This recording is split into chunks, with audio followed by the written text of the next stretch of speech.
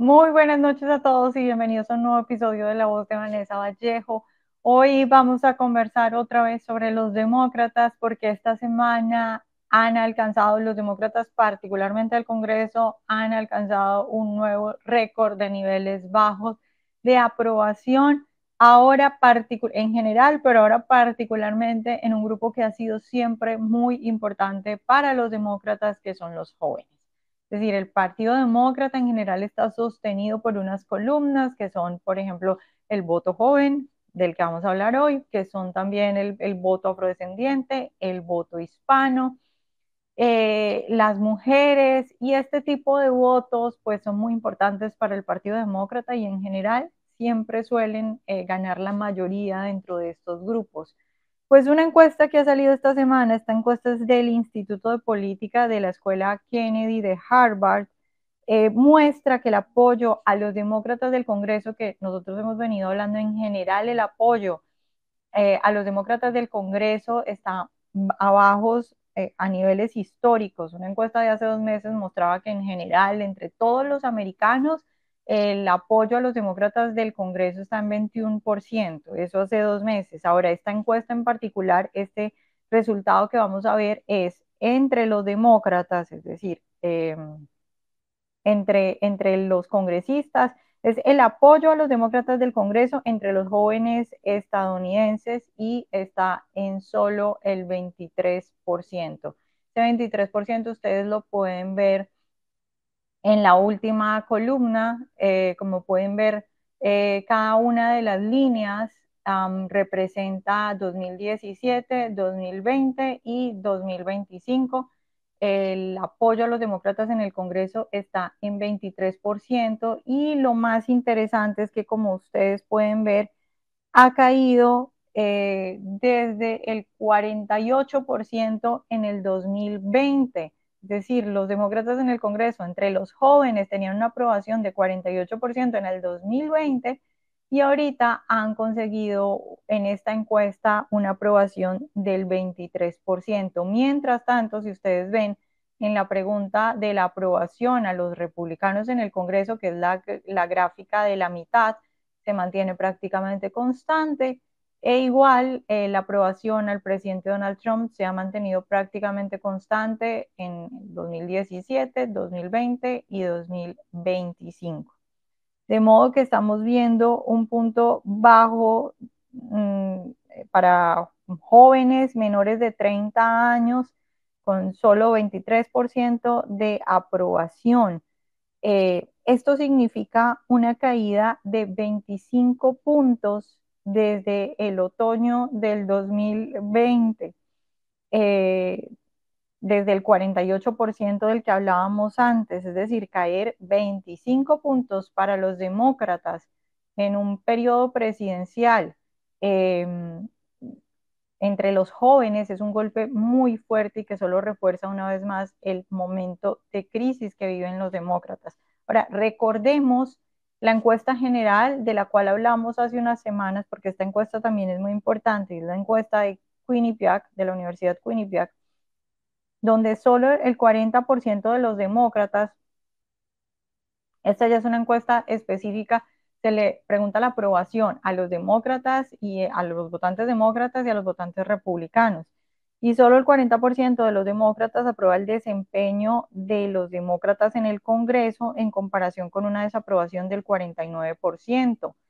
Por lo tanto, como ustedes pueden ver ahí, la gráfica de abajo es la aprobación de los republicanos, la gráfica de arriba es la aprobación de los demócratas. Y entonces esta es la gráfica de la aprobación neta. Por eso la gráfica de los demócratas incluso baja después de cero, porque lo que hacemos para sacar la aprobación neta es restar el porcentaje de los que aprueban el desempeño de los demócratas en el Congreso con los que desaprueban el desempeño de los demócratas en el Congreso. Entonces, 40 le restamos 49, eh, que es la desaprobación, pues termina en un -9.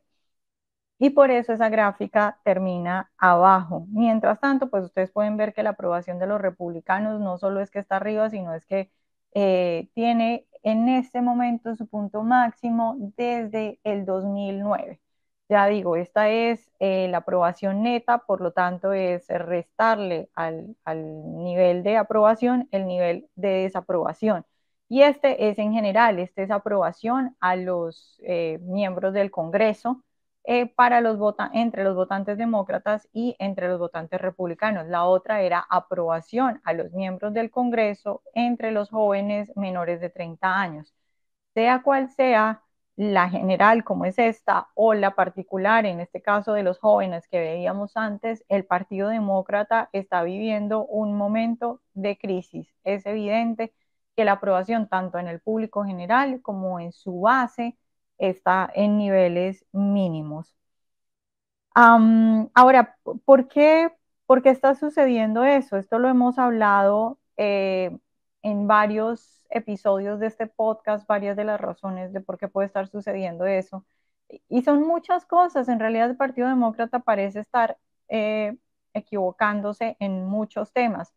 Vamos a ver un clip de Scott Jennings, el comentarista republicano de CNN, dando su explicación de por qué él cree que el Partido Demócrata está viviendo este momento de crisis tan fuerte entre los votantes y entre su base. Veamos este video. The congressmen say they're all going to El Salvador. I think for Republicans, this just confirms what we have believed about the Democratic Party and why it currently has a 21% approval rating in Congress. Look where the energy in the Democratic Party is. It's around retrieving illegal aliens from El Salvador. It's around fighting for these college campuses that have been rife with anti-Semitism. It's around biological males who want to play in girls' sports. This is why they are losing to Donald Trump every day, because the energy that Democrats feel comes on all these issues that are fundamentally not where the American people are.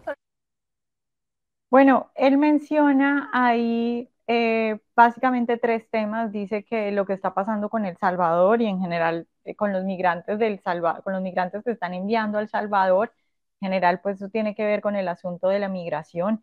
Menciona también el tema de las universidades y las protestas que se han dado antisemitas y cómo toda esta gente pro palestinos se ha tomado las principales universidades del país y menciona también los asuntos de género. Entonces dice que los demócratas están obsesionados con esos asuntos que no son asuntos que le preocupen al americano normal de a pie y que los demócratas obsesionados con esto pues terminan golpeando su partido y haciendo que la favorabilidad dentro de su base y del público en general pues sea muy baja porque están enfocados en cosas no solo que a la gente no le importan, sino que perjudican a la mayoría de los americanos y que los americanos están en desacuerdo y que van incluso en contra del sentido común.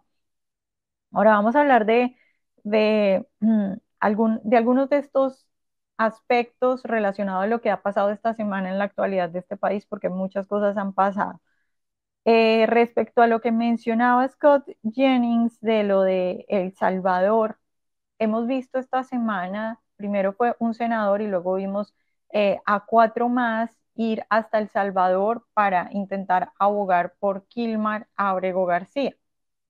Quienes no saben la historia de este señor, pues vayan al podcast de la semana pasada porque aquí ya hicimos como un recuento de todo su historial, de todas las órdenes, de todo lo que ha pasado alrededor de este señor, pero pues en general para quienes de pronto no saben y están viendo en este momento el podcast, pues es un señor salvadoreño que fue por dos veces, dos cortes diferentes, dos jueces dijeron que él sí tenía relación con la banda criminal MS-13, tuvo varias órdenes de deportación, finalmente en algún momento un juez dice que le dan como una orden para quedarse en el país porque como al parecer este hombre sí, como sí hacía parte de estas bandas, de esta banda criminal, pero al hacer parte de esta banda criminal podía ser sujeto como de retaliaciones, entonces un juez determinó que se tenía que quedar en el país.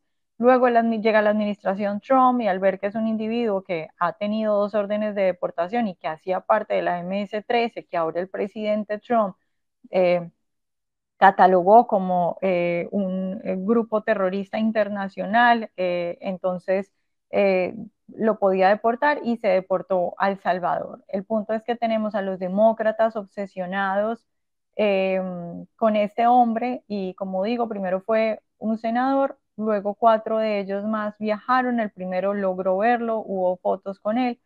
¿Y cómo está viendo eso el público americano? Sería la pregunta.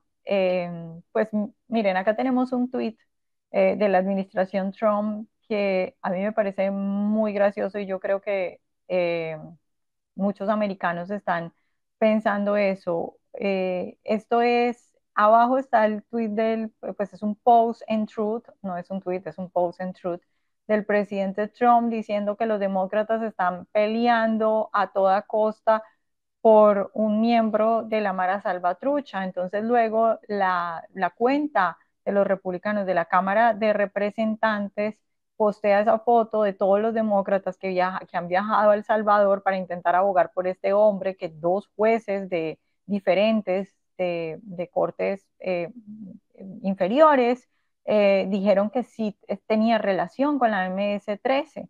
Y entonces ellos ponen, si ustedes ven, ahí están las fotos de los demócratas que han viajado a El Salvador y arriba dice MS-13 Caucus. Pues ahora, la verdad es que el chiste es, no sé, es difícil ver a los, para mí es difícil ver al Partido Demócrata haciendo este tipo de cosas. Yo la verdad no entiendo la lógica en esto, en pelear así de fuerte por un hombre que incluso dos jueces dijeron que sí hacía parte de una banda como la MS-13. Y entonces ellos ponen pues la cara de ellos y dicen el caucus de la MS-13, como digamos el grupo dentro de los demócratas que ahora abogan por la Mara Salvatrucha. Y yo creo que muchos americanos están viendo esto de una manera, yo creo que están sorprendidos de ver al Partido Demócrata obsesionado con este sujeto. De hecho, hay un artículo de esta semana en The Hill que, digamos que analizaba y decía que dentro del Partido Demócrata se estaban preguntando si tal vez no valía la pena dar esa pelea y si tal vez habían ido, digamos, muy lejos al escoger esa pelea por este hombre, Gilmar Ábrego, que ahorita pues está en El Salvador y que es un salvadoreño. Entonces, en realidad, a vuelo de pájaro, una mirada en general, lo que estamos viendo es un salvadoreño que entró ilegal al país, que dos jueces dijeron que sí era parte de la MS-13, deportado a El Salvador, y tenemos a senadores demócratas yendo a El Salvador para intentar sacar a un ciudadano de El Salvador de su país y volverlo a meter a Estados Unidos, a donde entró ilegalmente. Es, digamos, bastante, para mí es entendible que muchos americanos estén indignados con lo que están haciendo los demócratas al respecto de esto.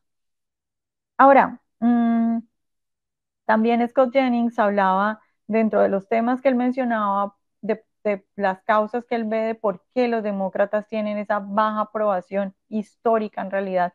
Él hablaba de lo que había pasado en las universidades, de lo que ha pasado en las universidades respecto al antisemitismo, también de lo que ha pasado respecto al género, es decir, todas estas cuestiones de género.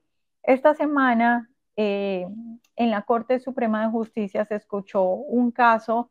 Tuvimos una audiencia de argumentos orales de un caso que puede terminar siendo uno de los casos más importantes o de los fallos más importantes en materia de derechos de los padres que hayamos visto en décadas. El caso es Mahmoud versus Taylor. Y es un caso que se remonta al 2022, cuando en el condado Montgomery, en Maryland, es decir, esto queda arribita de DC, eh, se aprobó la inclusión de libros con personajes LGTBI para las clases de lengua y literatura. Estamos hablando clases para niños de entre 4 y 11 años. Es decir, este condado aprueba que entre los libros que se les va a dar en clases de literatura, ellos, los niños entre 4 y 11 años, vean, escuchen historias LGTBI. Y antes del 2022, el condado permitía que aquellos padres o aquellos niños que por cuestiones religiosas o morales, pues quisieran eximirse o digamos, ausentarse de ese tipo de clases, pues lo pudieran hacer. Pero a partir del 2022, el condado decidió que ya no se podría hacer más, de modo que los niños están, vuelvo a repetir porque esto es lo más impactante, niños entre 4 y 11 años están prácticamente obligados a escuchar estas historias. Lo que dicen los padres es que se les está dañando la, se les está afectando los derechos para decidir cómo educar a sus hijos, que no se les ha avisado en algunos casos cuál es el material que están consumiendo sus hijos y que se les está impidiendo ejercer su libertad religiosa en el sentido de que no se les permite eximirse ya de ese tipo de lecturas. Mientras tanto, lo que dice el condado es que los niños deben tener acceso a una realidad que tiene que ver con la, la cuestión LGTBI, que tiene que ver con que los niños igual van a ver gente que es LGTBI y que eso hace parte de la realidad y que simplemente que los niños conozcan eso no quiere decir que se les esté presionando por tener cierta ideología o por tener cierta religión, sino que simplemente se les está permitiendo exponerse a cosas que están pasando en la realidad. Veamos, esto es un video con el audio de parte de la sesión que ocurrió el miércoles en la Corte Suprema de Justicia, el martes, perdón, en la Corte Suprema de Justicia. Este es el abogado de los padres de familia explicando cuál es el problema en este caso. Escuchen parte de los argumentos que propone el abogado. Everywhere care about how their young children are taught sexuality and gender identity. That's why nearly every public school in the country that provides sexuality education requires parental consent first. But Montgomery County is an extreme outlier, insisting that every elementary school student must be instructed that, among other controversial matters, doctors guessed at their sex when they were born, and that anyone who disagrees is hurtful and unfair. Forcing petitioners to submit their children to such instruction violates their religious beliefs and directly interferes with their ability to direct the religious upbringing of their children. Bueno, pues ¿de qué se tratan estos libros? Ahí veíamos un poco como en general el contexto de qué es lo que están diciendo los padres. Repito, esto es el abogado de los padres que están demandando a la Junta del Condado de Montgomery por obligar prácticamente a sus hijos a escuchar este tipo de historias en sus clases de lengua y literatura. Uno de estos libros, por ejemplo, hablaba de una historia. El libro se llama El Príncipe y el Caballero y la descripción dice que es un cuento de hadas moderno para niños entre 4 y 8 años. Y el cuento habla de dos chicos que se enamoran tras luchar juntos contra un dragón y que después se casan. Yo, pues es que en realidad no entiendo cuál es la intención de explicarle a niños entre 4 y 8 años, que es supuestamente la edad objetivo de los lectores de este libro, decirle a los niños que dos chicos de su edad terminan peleando con un dragón y luego terminan casándose. Es decir, ¿cuál es la línea entre permitirles a los niños conocer la realidad, que sí es cierto que en el mundo real hay personas homosexuales? ¿Cuál es la línea entre permitirles conocer la realidad y influenciarlos en algo? Porque el asunto es que la mayoría de los niños, cuando leen cuentos, cuando leen historias, pues los niños suelen jugar a que son los personajes de esas historias. Es decir, las niñas que leen cuentos de princesas siempre juegan a que son las princesas. Los niños que leen cuentos de que pues son, sí, soldados que pelean con dragones, pues suelen jugar a que son soldados que pelean con dragones. Es decir, los cuentos y las historias que los niños leen usualmente sirven como roles a seguir y a eso es a lo que juegan ellos. ¿Cuál es el objetivo o cuál es la intención de agregarle a la clásica historia de un niño peleando contra un dragón que termina casándose con su amiguito y cuál es el objetivo de poner detrás una relación homosexual para para niños de 4 a 8 años. Es decir, hay situaciones en las que yo digo, de pronto yo tiendo a pensar bien de la gente y digo, bueno, de pronto no tienen mala intención. En este caso, la verdad es que yo sí creo que hay una mala intención en el sentido de querer influenciar niños. No hay absolutamente ninguna necesidad de exponer a niños de entre 4 y 8 años a historias homosexuales, menos de niños homosexuales. Otro de los cuentos de los cuales han sido expuestos los niños de este condado, por ejemplo, decía que sus pronombres y su género era como el clima. Es decir, en el cuento se leía eso, que sus pronombres y su género eran como el clima, que cambiaban cada día. ¿Cuál es la necesidad? De nuevo, estamos hablando de cuentos a los que fueron expuestos niños de entre 4 y 11 años. ¿Cuál es la necesidad de decirle a un niño de entre 4 y 11 años que sus pronombres y que su género es como el clima?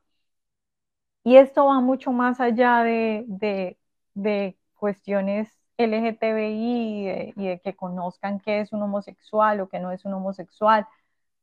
Yo alguna vez hablé con una psicóloga que trataba este tipo de casos, pues de niños que, no sé, en algún momento se sentían confundidos. Y ella me decía que no solo era el asunto, que lo complicado no solo era el asunto de homosexual o heterosexual, sino el tipo de inestabilidad que estas ideas causan en un niño tan pequeño. Es decir, yo recuerdo que ella me decía que la sexualidad es una de las cosas, digamos, de las columnas, digamos, la sexualidad entendida a nivel amplio de lo que uno se considera. Es decir, yo nací, crecí, siempre supe que era mujer y ya, ahí simplemente no hay duda. Y eso es parte, digamos, de las bases de un ser humano. ¿Qué es uno? Y qué es uno incluye pues la sexualidad, qué sexo es uno. Y ella me decía, si una de esas columnas tan importantes como es qué es uno, que incluye la sexualidad, no está clara, y de hecho se le dice al niño que está bien y que lo normal es que varíe, es tener un niño inestable desde pequeño en una de sus columnas. O sea, imagínense un niño que ni siquiera sabe si es niño o niña, que cree que nació en el cuerpo equivocado, que piensa que le meten en la cabeza un montón de cosas y tiene que enfrentar un montón de cosas, si sus amiguitos, si la sociedad, y entonces se le meten problemas y le dicen que va a tener una vida difícil, pero que si él se quiere identificar así, es decir, es poner una carga muy grande sobre un niño que ni siquiera sabe nada de eso. Y la mayoría de personas que ya somos grandes, cuando estábamos en esa edad, ¿en qué pensábamos? Es decir, ¿en qué pensaba uno a los 4 años? ¿En qué pensaba uno a los 7 años? Pues en cuentos de hadas y ya, no estaba pensando en si era uno de los 27 géneros, porque es que no hay necesidad de involucrar a niños tan pequeños en este tipo de temas tan complicados. Escuchemos ahora a una de las madres que hace parte, es decir, el abogado que ustedes vieron antes representaba a los padres, es un conjunto de padres, pues demandando al condado y a la junta escolar. Ahora escuchemos a una de las madres que hace parte de los demandantes explicando por qué ella estaba en ese caso y por qué decidió tomar acción respecto a eso. Banning curriculum or stopping others from following their beliefs. It is about protecting our right as parents to decide what our children learn and when, especially when it comes to sensitive issues like gender, sexuality, and family life. Again, we are talking about children ages 4 to 11. No parent should have to choose between preserving their religious beliefs and sending their children to public school. Today, we ask the justices to uphold our freedom to raise our children according to our faith and values, free from government interference. We hope the court will agree that school board officials can never replace parents who know and love their kids best. Thank you.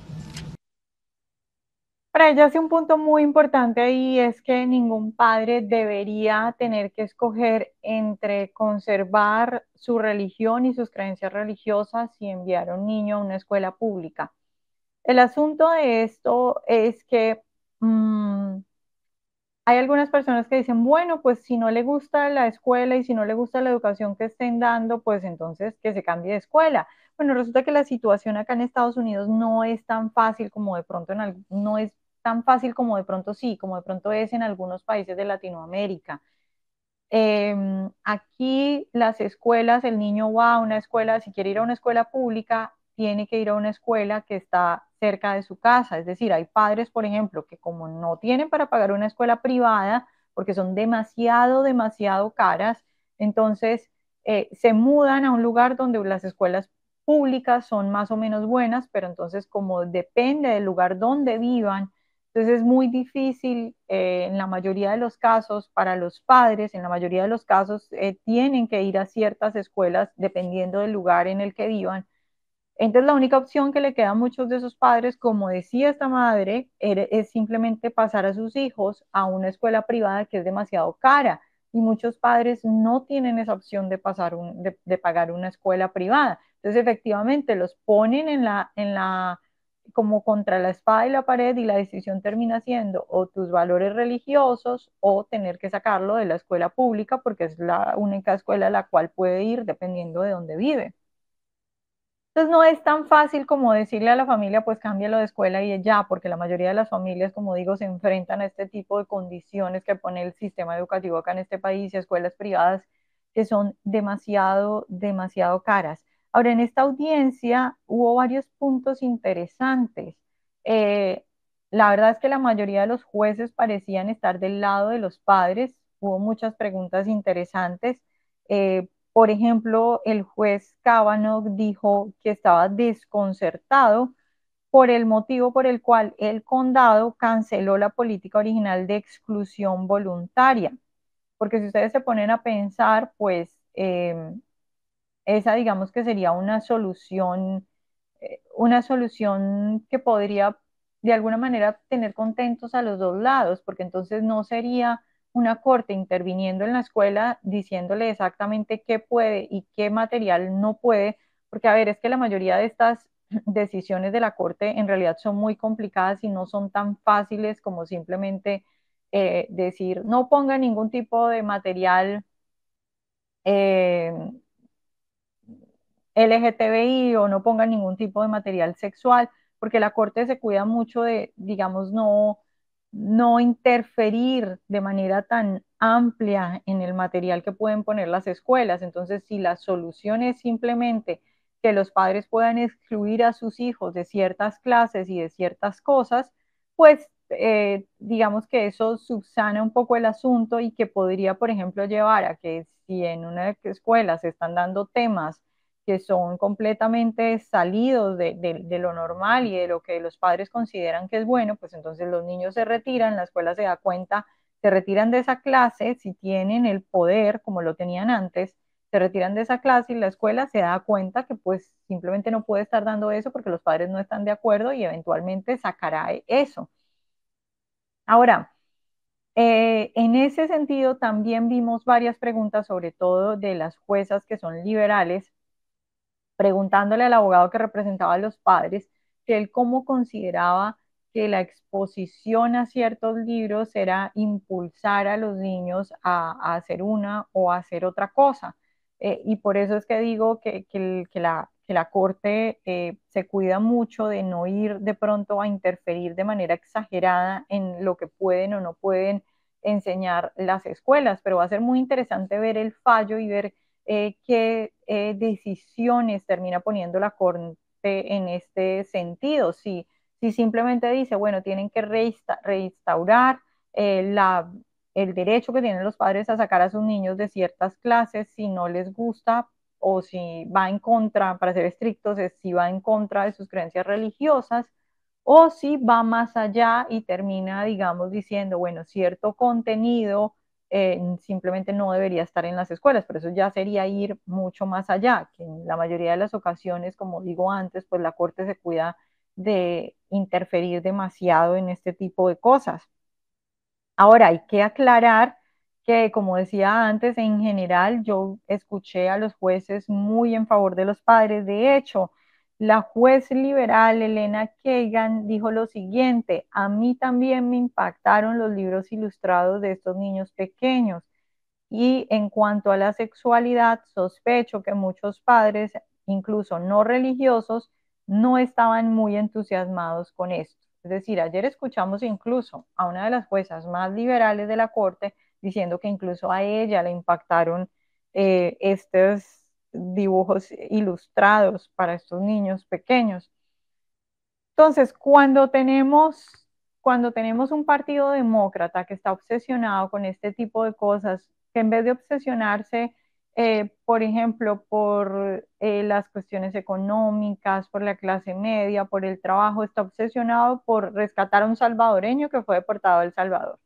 Está obsesionado con promover cosas LGTBI a niños de entre 4 y 11 años.